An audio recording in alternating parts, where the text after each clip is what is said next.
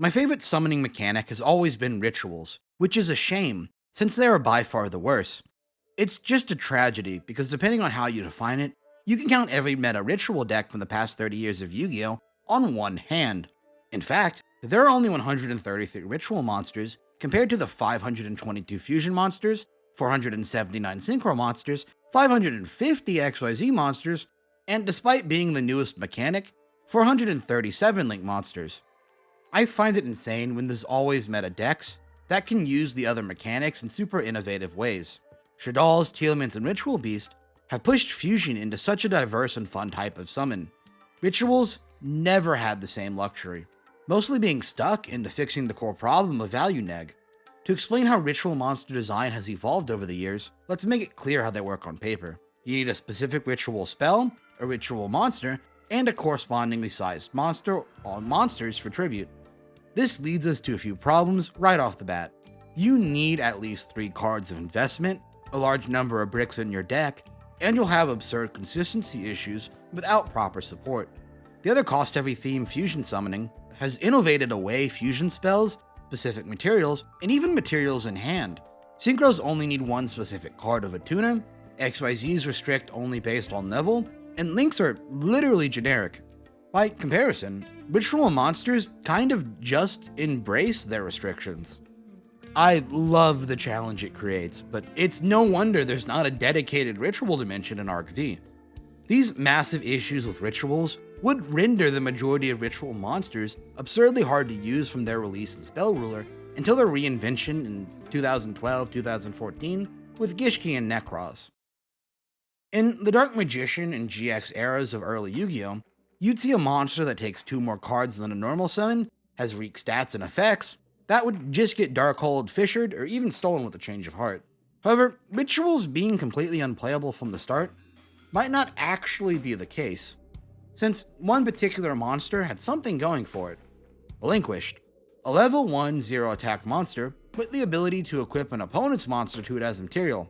While of course this isn't great by today's standards, that's actually a crazy good effect for 2002. Plus, it was saved by 3 super specific factors.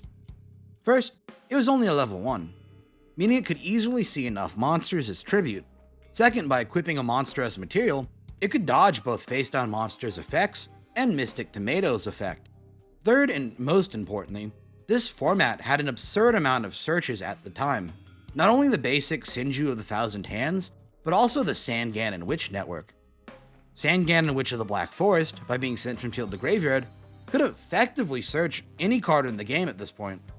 What I want to propose here is that ritual decks can only function when they can search enough cards to make their absurd requirements worth it. It's a really obvious statement, but it's important, because it warps how Konami will design every ritual deck going forward. Ritual summoning is an implementation, a spam search and spam summon theme. Every ritual deck has to rebuild the Sangan and Witch network in which it was first viable. Before we move on, I want to make some interesting points about Relinquished's meta viability. Honestly, it's very mixed. Historically, he wasn't that popular, since the refined engines needed to make him consistent weren't a part of the culture yet, but Relinquished has done surprisingly well in modern retro format events for Treasured to Imperial. Now, I can't call this fully meta, since even with these events, the format is just too untested, and the deck's only doing okay. But it shows how rituals can function when set up right, and that's what I want to get at. And it's a good thing Relinquished was here at all, because for the next 5 years, rituals didn't do much at all. There were of course new ritual monsters, most of these were vanilla, and the exceptions were still bad. Like Lycanthrope, a gimmicky option that got attack for normal monsters in Grave. It really wasn't going well for the mechanic. Luckily, classic rituals got one more swan song in the DMGX era in the form of Demise OTK. Demise King of Armageddon was a level 8 with a simple yet powerful effect. By paying 2,000 life points, destroy all cards on the field except this card. This is a fantastic effect in general, even today. A non-once per turn board wipe on a boss monster predating Judgment Dragon. What made this deck really tick was some generic ritual support called Advanced Ritual Art, which let a player use normal monsters from the deck to ritual summon. This replaced the cost of tributing monsters with the cost of running vanilla monsters in deck. A different type of major problem. But combined with the spicy card called Doomdozer, a player could turn this problem into a setup. Doomdozer summons itself by banishing 2 insect monsters from grave. So a player could send 2 vanilla insects to grave to summon Demise, wipe the board, then spam out Doomdozers for a quick OTK. If that wasn't enough, you had Megamorph for more attack, since you paid life points for Demise's effect. It's just so cool. Like, this deck also got to run 2 copies of Metamorphosis, and a bunch of other cards that should have probably been banned. It's a really cool deck. It had meta relevance, even winning a Shonen Jump championship. The problem was that this deck barely even got to last a month, getting dominated later by better decks. Plus, Demise King of Armageddon got limited in 2009, needing it to be a pretty minor footnote in Yu-Gi-Oh's history. Still, this is our first unquestionable competitive ritual deck, so you can count to 1. By 2012, Konami had only released less than 30 total ritual monsters. It's clear they had considered the mechanic a flop, but the 2009 to 2015 period would also be the birth of the modern ritual deck. This era gave us preparation of rites, a straight up better reinforcement of the army for rituals. It's a search and recursion. Maybe a bit too on the nose really, but most ritual support from this era would be particularly centered around 3 new archetypes, each pioneering a new staple of ritual design.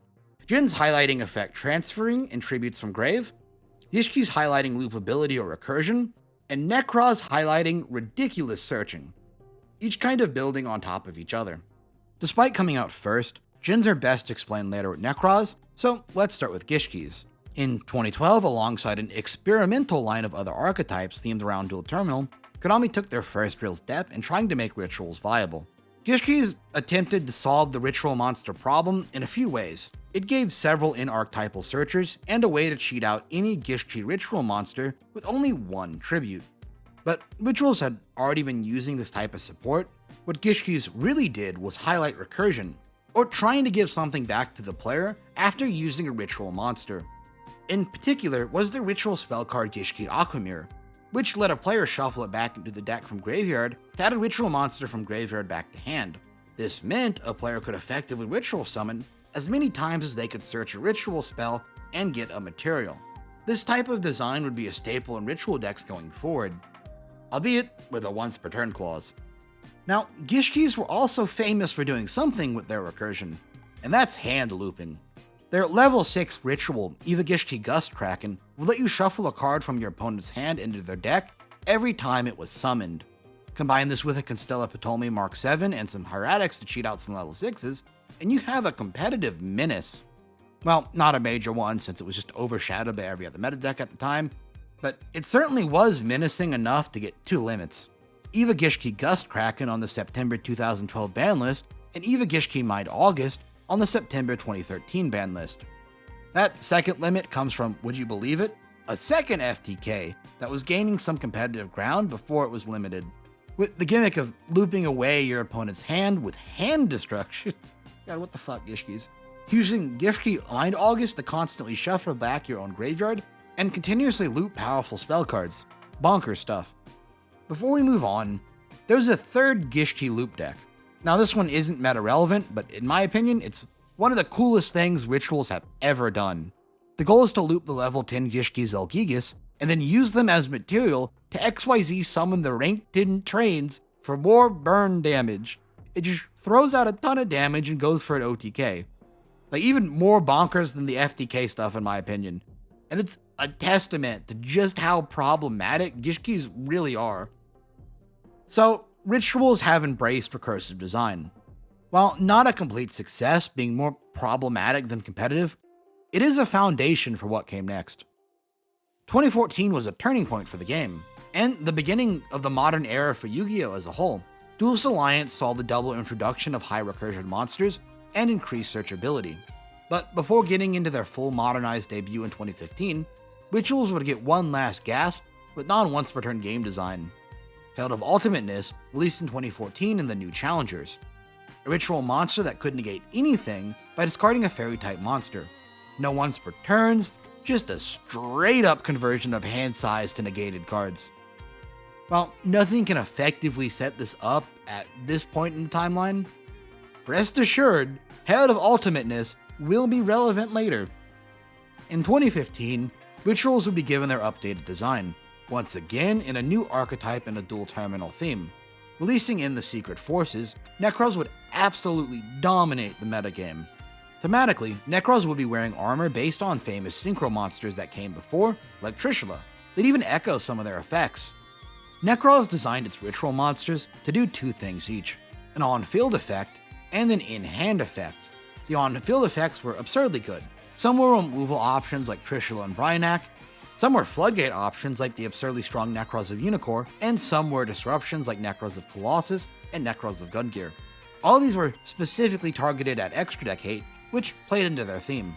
But it's the in-hand effects that are more interesting here. They're effectively split between protection effects and more searching.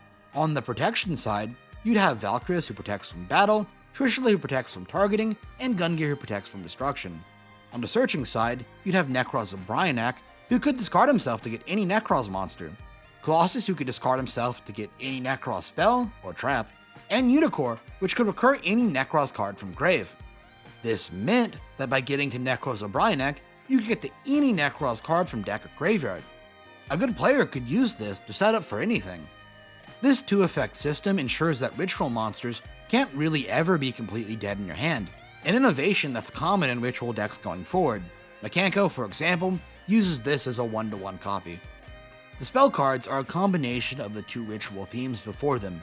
Each Nekroz spell can banish itself and the Nekroz from grave to search another ritual spell, taking the recursion from Gishki in a much more balanced manner. And similar to advanced ritual art, Nekroz would experiment with using materials from different places, most famously with Nekroz Kaleidoscope, which could tribute monsters from the extra deck as a material for a ritual summon, commonly dumping Herald of the Arclight to summon Nekroz of Unicorn and get a search. But we also had Nekroz Mirror, which banished materials from the graveyard, and Nekroz Cycle, which lets us ritual summon a Nekroz monster from graveyard. This style of effects would be very common in ritual themes going forward.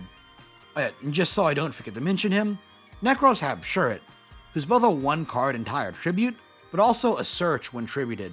Like Gishki before it, most ritual decks tend to get one of these or something similar to make up for it.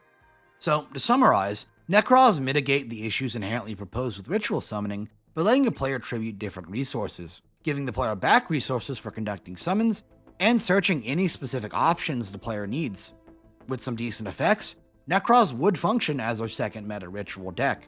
But Nekroz did actually get a decent chunk of their power from an older ritual support archetype released in 2009-2010, Djinns. Djinns have the gimmick of giving the ritual monster that was summoned using them additional effects. Not only that, but they could also be banished from the graveyard as tribute, really pioneering the tribute from grave idea. While most of the effects Djinns offered were bad or just too limited in scope to use, one problematic card would be the main contributing factor in nuking the meta. Djinn Releaser Rituals would give the ritual monster that used it as material the following effect. While this monster is face up on the field, your opponent cannot special summon. This is straight out of the design space that said Vanity's Emptiness was okay. Releaser is an absurdly powerful floodgate that would force every player to have an option to deal with it, which would be more of a problem since even half the Nekroz ritual monsters have protection effects.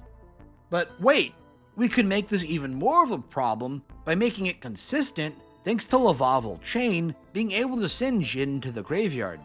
Oh, it was a wild format, but eventually we'd see the ban list crack down on Nekroz, initially seeing Preparation of Rites go to 1 and Bryanak go to 2. Later we'd see Djinn ban, Lavavul Chain ban, and Shuret Limited. I hate to say it, but outside of Links, Konami has dropped a disproportional amount of bans on ritual monsters when compared to the other summoning mechanics.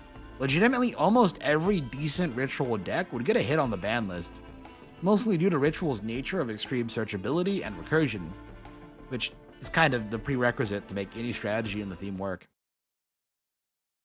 After Nekroz, it would be a while until rituals were meta relevant again, really waiting until 2020 with the release of Drytrons, but until then, there are a ton of interesting casual ritual decks released that played around with how the theme could be used. First up is Prediction Princess. releasing a whole 5 months after Nekroz, with the gimmick of getting to flip set monsters immediately. And there's not much here outside of being able to cheese a Pot of the Forbidden, or maybe try to cheese out a meme jar. Unfortunately, flip monsters are mostly just too slow to really work here. But this opens up a new page for the ritual mechanic. Remember what I said about ritual themes embracing their restrictions? This is one of the ways I meant it. Oftentimes, ritual decks just choose an unfortunate gimmick at random and try to synergize with it. Prediction Princesses try flips, Shinobirds try spirits, Impcantations try rituals, Magic Key try normal monsters, and Mikanko try equips. Every now and then you'll get a deck that's good enough to push through it, or you'll just accidentally get a good mechanic like sending extra deck monsters to the graveyard like with Dogmatika. It's truly random, but the number of bad mechanics just tends to outweigh the few inherently good mechanics. You have to understand, half of all ritual cards are literal pack filler, and it's one of those weird design spaces that no other theme really tries to get at. Adding to the foreshadowing, we'd see Cyber Angels released in 2016. They're a simple ritual deck also synergizing with Light Fairies.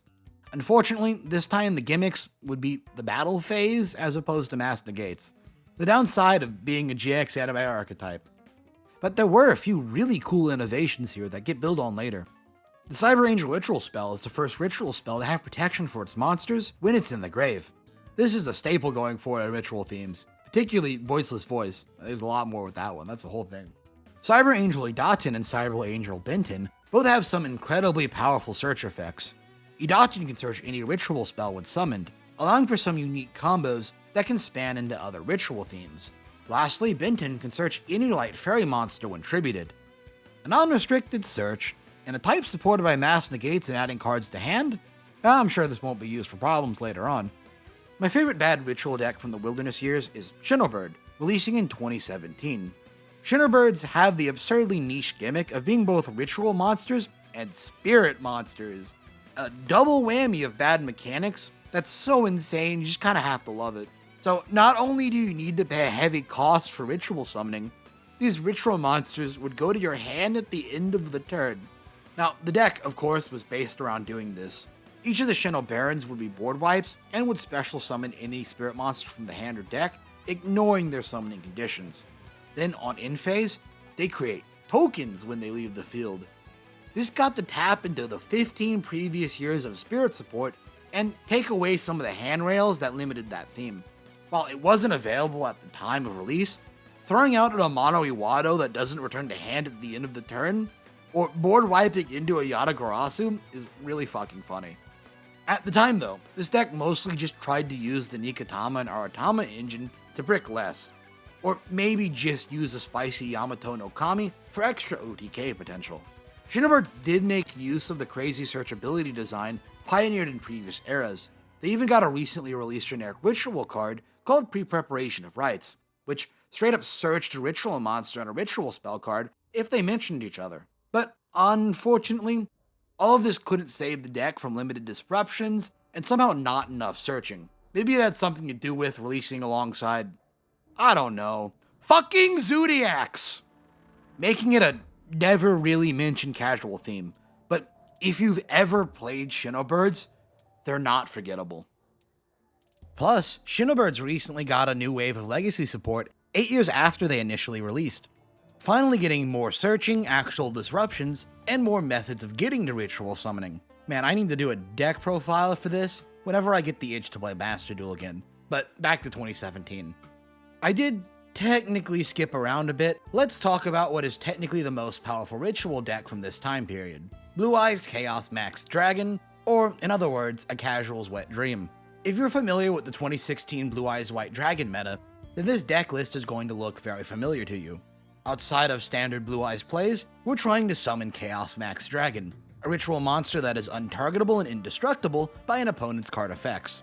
But the real comedy comes from that third sentence. If this card attacks a defense position monster, it does double piercing damage. You'd also have advanced ritual art to cheese the requirements of the summon. It's not a great strategy, but it did get a few regional tops, and some lunatic did top 8 at YCS with this during Zodiac format of all things. It's the only non-Zodiac format in the top 32 that I can find a record of. Still, not quite a meta deck, but it's definitely OTK'd its way into Yu-Gi-Oh! History. In 2018, we'd see the biggest fumble out of all the ritual themes in Yu-Gi-Oh! My boys Vendreads, a TCG exclusive following in the line of BA and Spirals, and this time, the unique ritual focus was actually good. It was to deal with zombie graveyard recursion, but over the 3 sets and eventually the OCG import support, the deck failed to materialize into anything of note. What happened? Well, we can look at the 3 main portions of Vendread's design: inheritable ritual effects, graveyard spam summons, and battle effects. When a Vendread monster is ritual summoned using a Vendread card on the field, it gains effects depending on what monster is used. This could be anything from a highly desired quick effect banished, to targeting protection, to draws after battle. You could make some genuinely powerful ritual bodies. But, of course, the stronger the effect, the harder that monster would be to get on the field.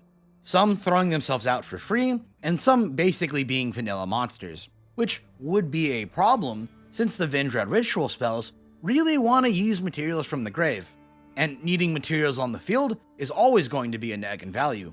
You can't cheat it, you have to take a loss.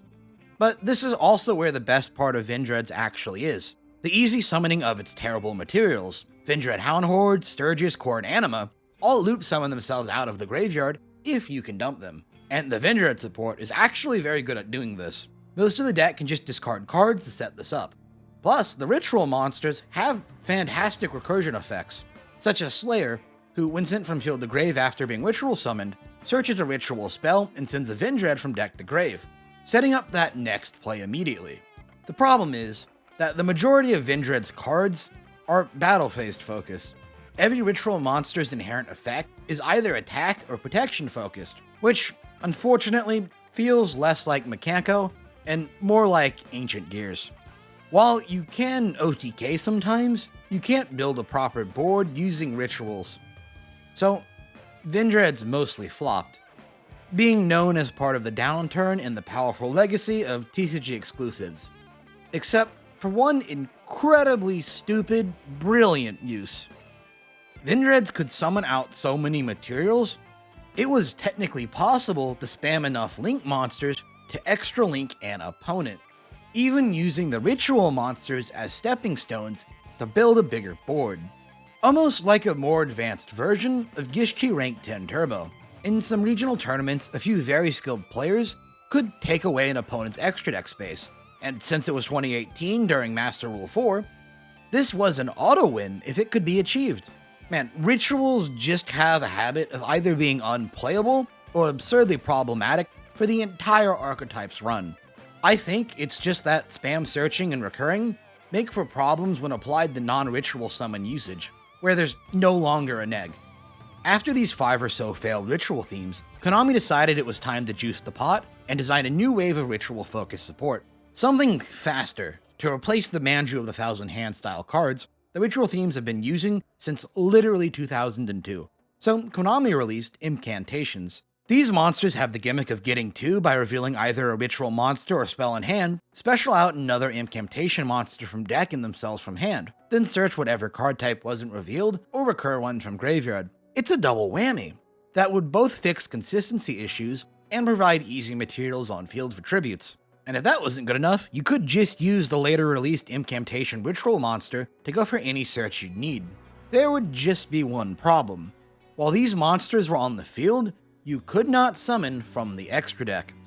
It's an unfortunate part of most of Ritual's history that the spam power the mechanic necessitates makes going into better extra deck monsters as really just being the thing you do. Even less extra deck focused strategies like Nekroz still like to use the options to set up better boards or out specific scenarios.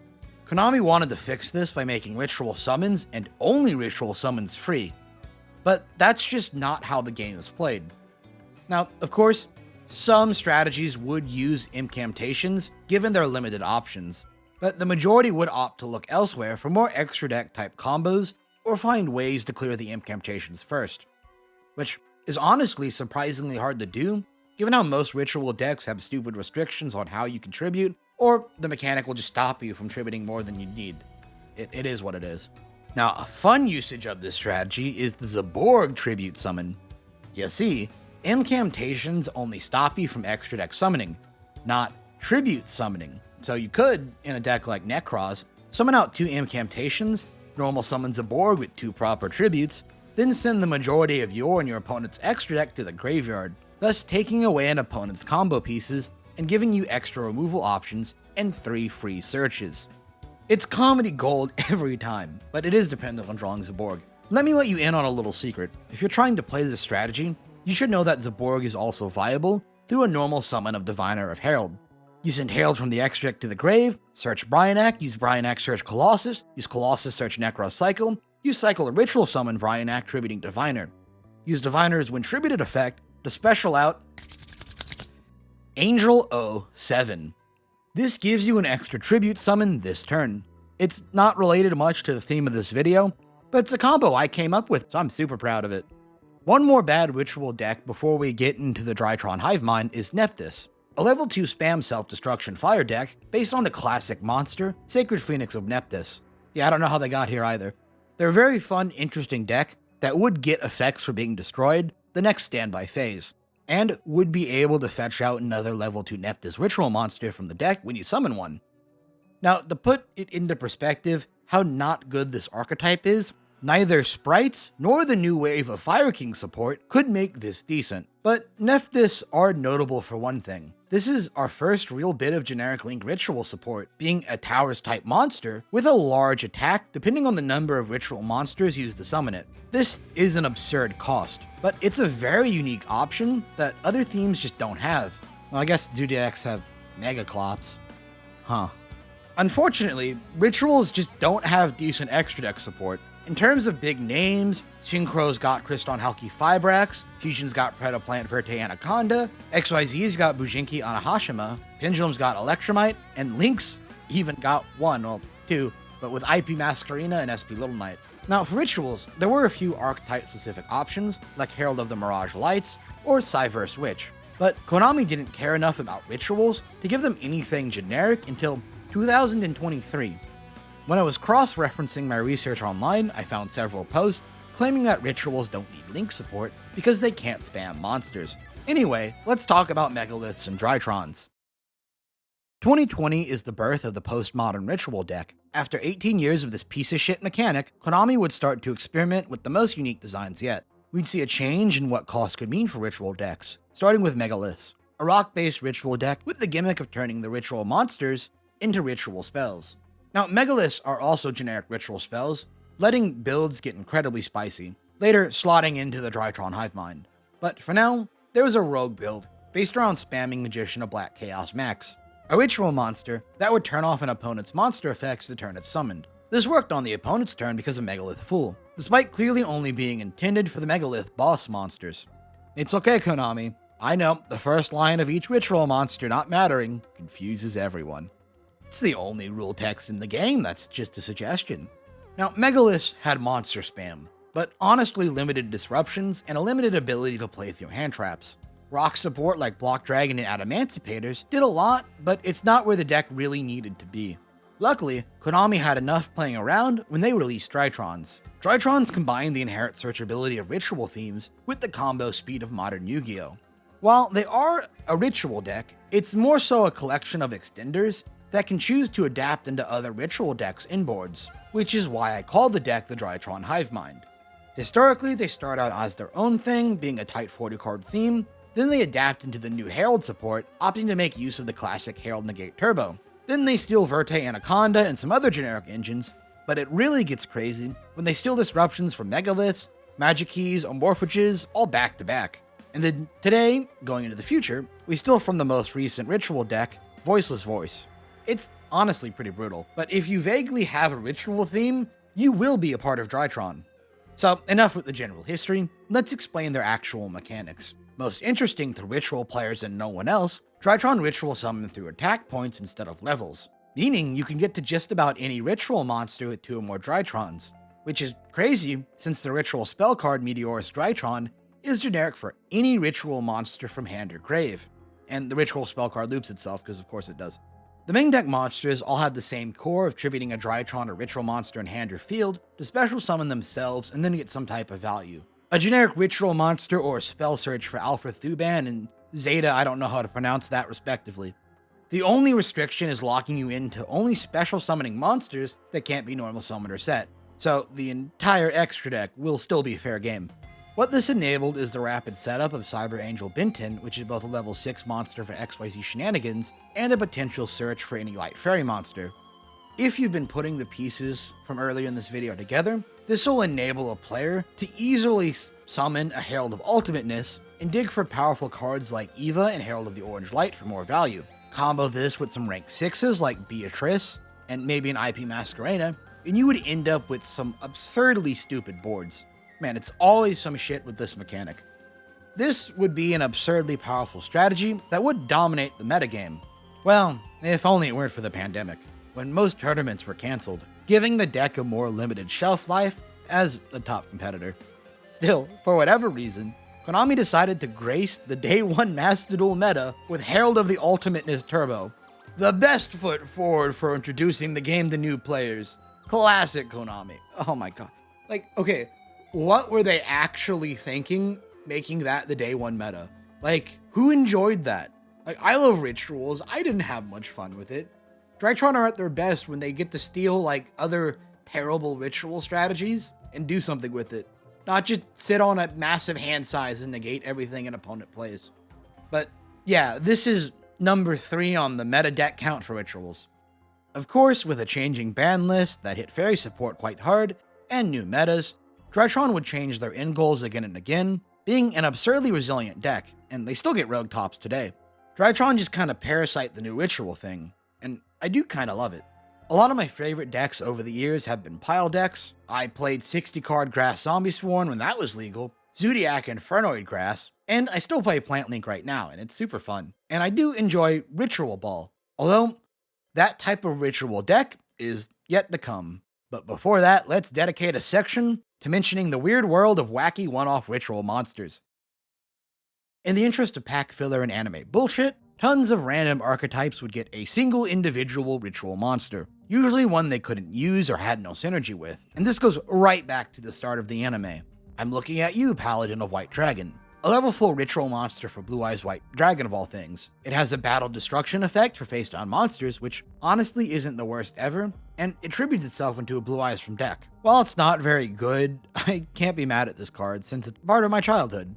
But even still, ritual Blue-Eyes decks can't really use this. But it is still fun, because Konami keeps making these for newer anime decks, and they all do variations of the same thing. We have a Red Eyes, an Armored Dragon, a Photon, and a Cyberus one. Honestly, the more they make of these, the more unironically in support of these I am. It's just a shame we ran out of anime to give them to. Does Rush Duel have rituals? Well, it probably should. The most meta one-off ritual monster is actually an exclusive for the TCG. Burning Abyss Malkota lets you trash a BA monster to make an opponent's monster lose stats. Did I say monster? I think I meant to say the ritual spell card.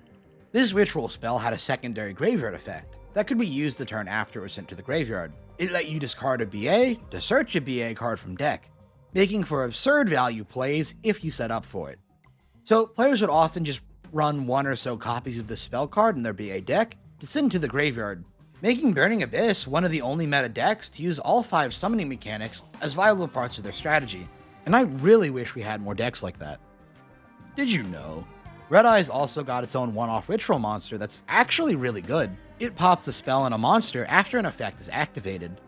The main issue is it came out in 2015 when there just wasn't enough ritual support to make a 1 spell and 1 monster theme viable during Nekroz format. But it was an okay casual strategy that did predate Blue-Eyes Chaos Maxx by a bit.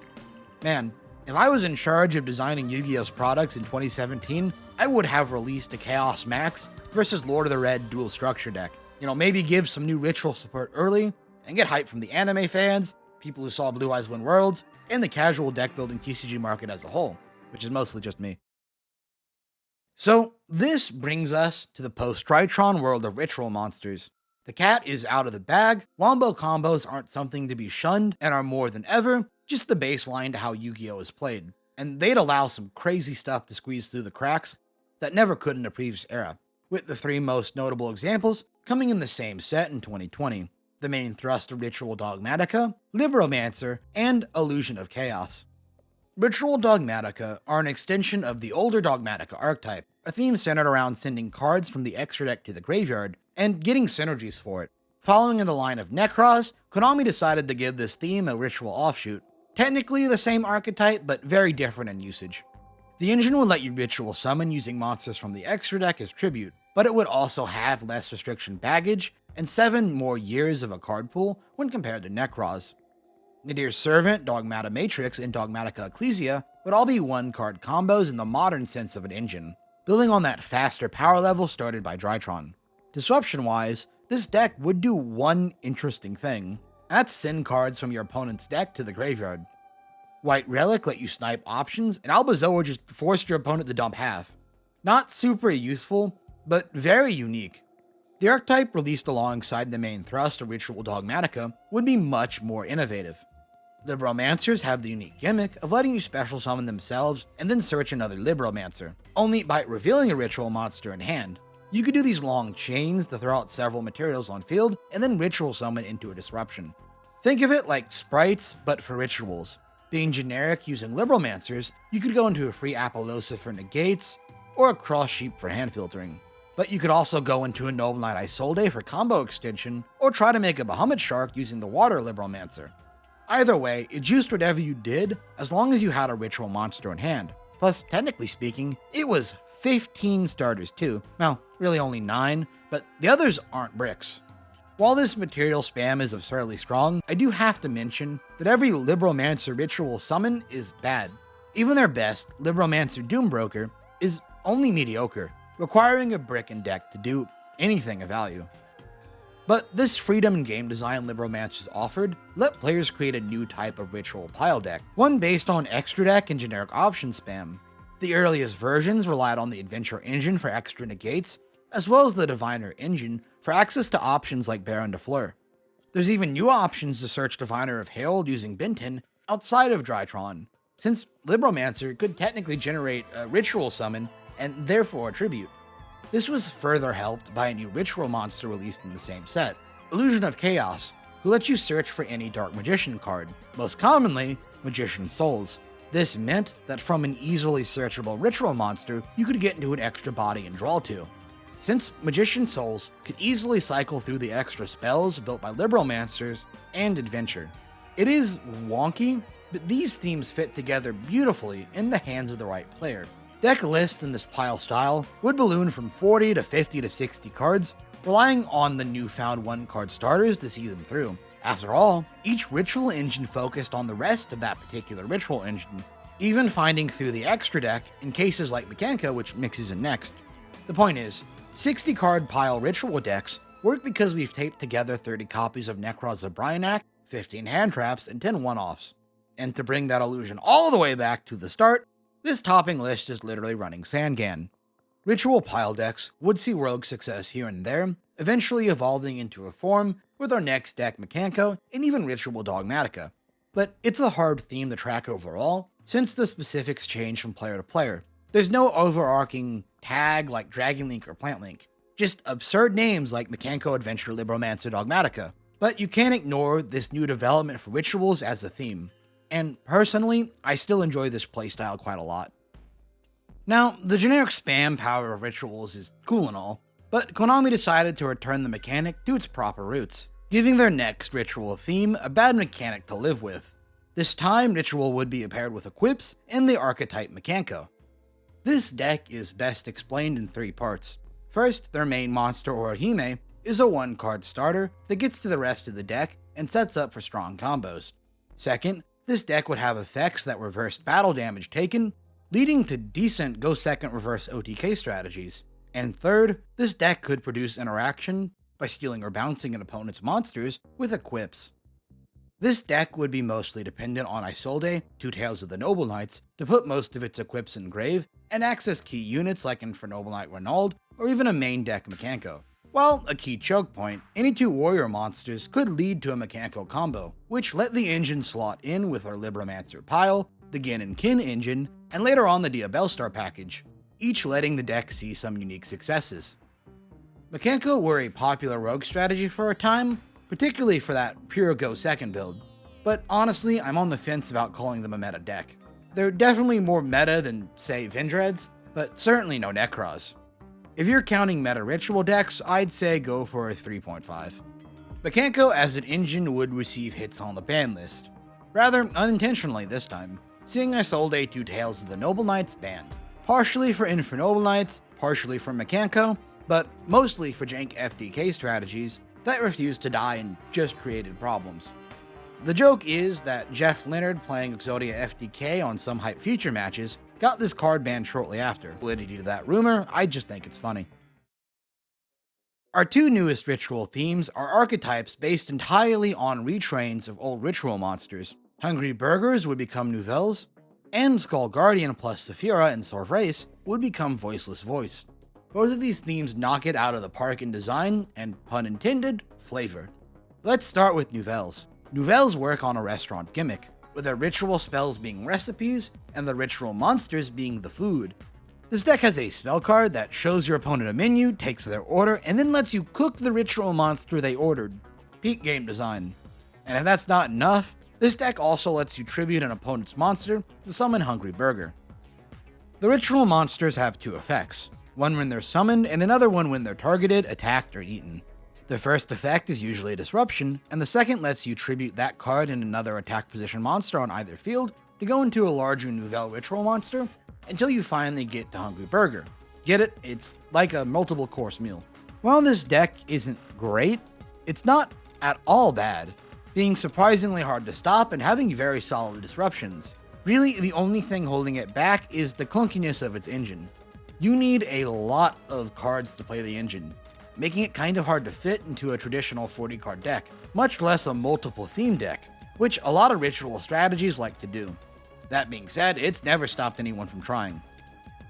In recent years, Konami has really been playing to nostalgia and legacy support to maintain its player base and attempt to attract new players.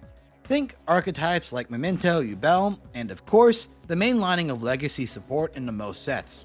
Nouvelles are one of the most direct ways they did this. You can't ignore it because the 2002 Vanilla Hungry Burger is at this deck's core, something none of the other retrains have pushed to this degree. Konami had their cake and ate it too with this design. It's slick and current with the anime kitchen aesthetic, and tight enough to mechanically function in a modern game environment. But fundamentally, it's a joke, and they even kept how shit the main monster is. It's genuinely amazing. It's like an improved version of the Wilderness Year's ritual design. It won't ever dent competitive, but this is a peak of Yugioh for me.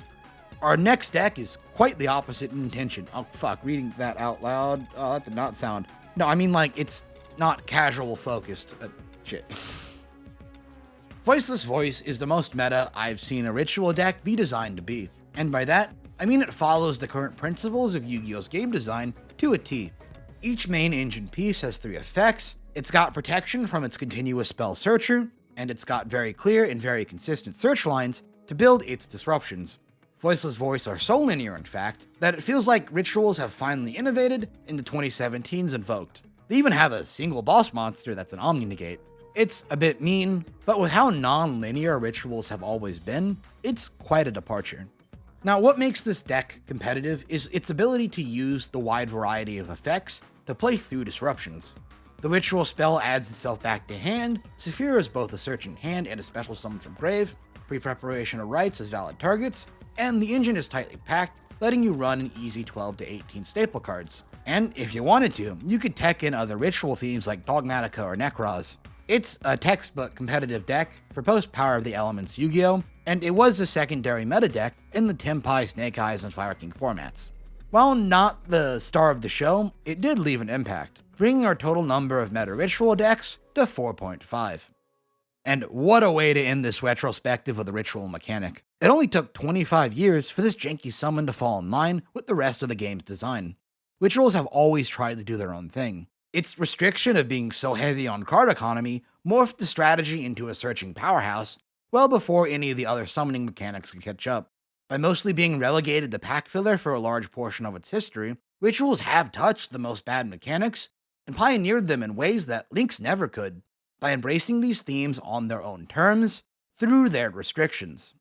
Shinobirds work because they commit to the bit themselves and bounce back to the hand. Mikanko only work because they are dependent on using equip spells in interesting ways.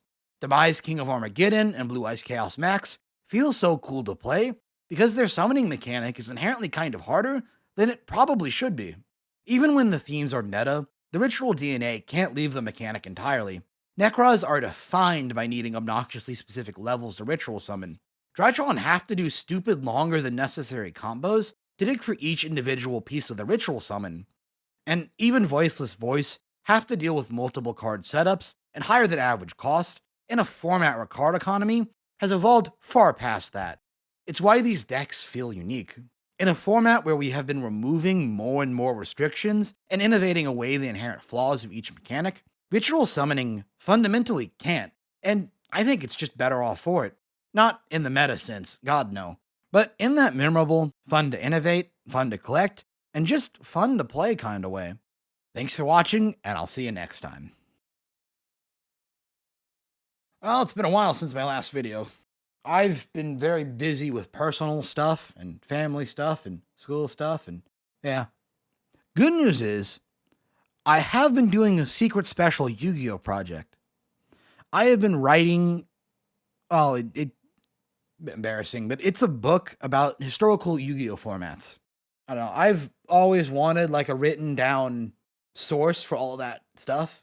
And earlier, there's like not too long ago, the Internet Archive went down, and it's all the sources we have for the history of Yu-Gi-Oh are kind of temporary. So I want something physical to write that down.